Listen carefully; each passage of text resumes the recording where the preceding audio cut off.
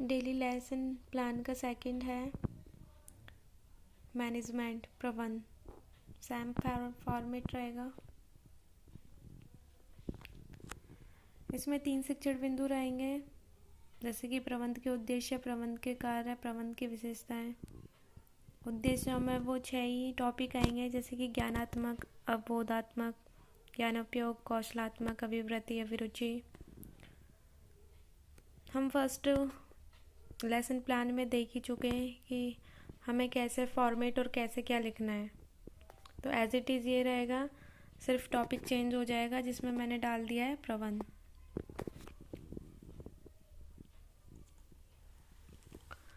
प्रस्तावना।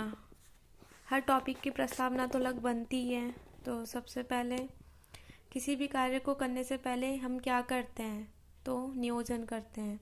नियोजन क्यों करते हैं? कार्य को सरल व सुचारू रूप से करने के लिए। जब हम किसी भी कार्य को नियोजन, संगठन, निर्देशन और नियंत्रण से करते हैं तो उसे क्या कहते हैं? तो उसे हम क्या कहते हैं? प्रबंध। It's mean management. प्रबंध से आप क्या समझते हैं? समस्यात्मक प्रश्न हो गया। फिर इसके लिए हमें एक लाइन बतानी होगी कि प्रबंध होता क्या है। तो मैंने बताया है कि जब हम किसी भी कार्य को नियोजन, संगठन, निर्देशन और नियंत्रण से करते हैं तो वो प्रबंध कहलाता है। बच्चों, आज हम प्रबंध के लिए अध्ययन करेंगे। तो ये आपका प्रस्तावना कौशल क्या होता है? कंप्लीट होता है।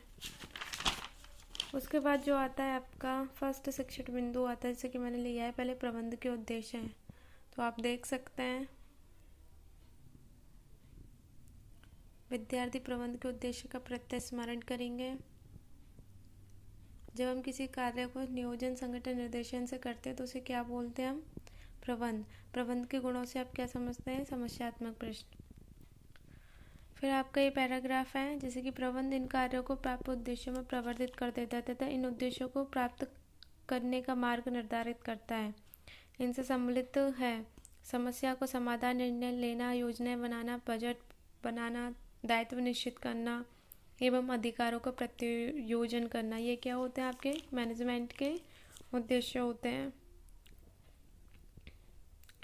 प्रबंध के क्या उद्देश्य हैं? प्रबंध के उद्देश्य लिख देंगे हम इसी पैराग्राफ में से। प्रबंध समस्याओं का समाधान, निर्णय लेना, योजनाएं बनाना, दायित्व बनाम दायित्व निश्चित करना, इन अधिकारों का प्रत्योजन करने से होता है। प्रबंध किन उद्देश्यों को प्राप्त मार्ग करने का निर्धारित करता है? प्रबंध कार्यों को प्राप्त उद्देश्यों में परिवर्तित कर देता है। तो ये सेम फॉर्मेट है और ये हमने क्या लिख दिया है? श्याम पट्टकार है, जिसमें प्रबंध के उद्देश्यों को लिख दिया, हाईलाइट कर दिया गया है। तो जो आपका होता है सेकंड शिक्षण बिंदु प्रस्तुतिकरण में, वो खत्म होता है। फिर आते हैं आपके प्रबंध के कार्य, जिसको भी लिखने वो आराम से लिख सकता है। प्रबंध किस तरह से हमारे कार्य को सरल बनाता है? इसके द्वारा हमें कार्य करने की दिशा का प्राप्त चलता है। प्रबंध के क्या कार्य होते हैं? समस्यात्मक प्रश्न। छात्र अध्यापी का कथन, जिसमें बताया है प्रबंध के निम्नलिखित 6 कार्य होते हैं: नियोजन, संगठन, नियुक्तियां, निर्देशन, समन्वय और नियंत्रण। इनके द्वारा व्यवसाय में काम को कैसे करना है, कब करना है, प्रबंध के कार्य द्वारा ही एक व्यवसाय को सुचारू रूप से संगठित किया जा सकता है। और ये आपके प्रबंध के कार्य हैं। फिर इसमें बोध प्रश्न है, प्रबंध के कितने कार्य होते हैं? प्रबंध के द्वारा व्यवसाय को किस रूप से चलाया जाता है? तो प्रबंध के 5 कार्य होते हैं, सुचारू रूप से चलाया जाता है। अभी मैंने इसमें सहायक सामग्रियों में हम ऐसे चार्ट बना सकते हैं। ये मैंने बनाया है।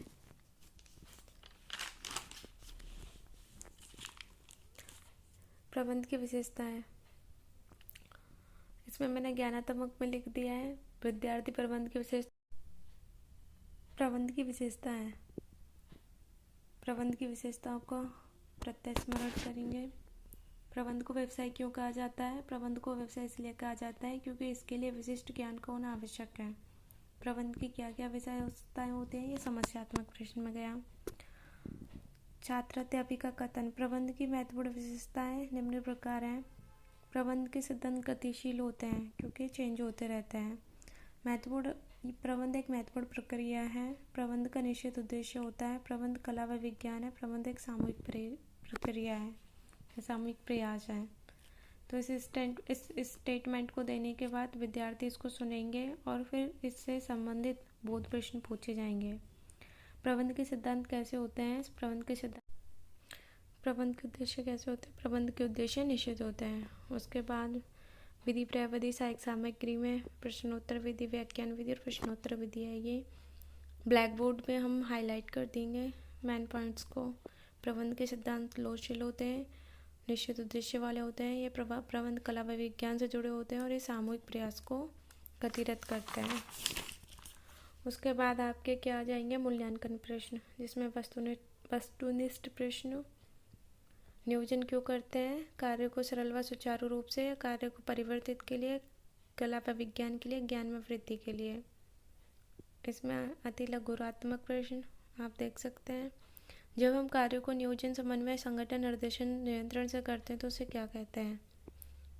लघुरात्मक में प्रबंध को व्यवसाय क्यों कहा जाता है? प्रबंध के क्या उद्देश्य होते हैं? निबंधात्मक, प्रबंध का अर्थ एवं उसकी विशेषताओं को बतलाइए।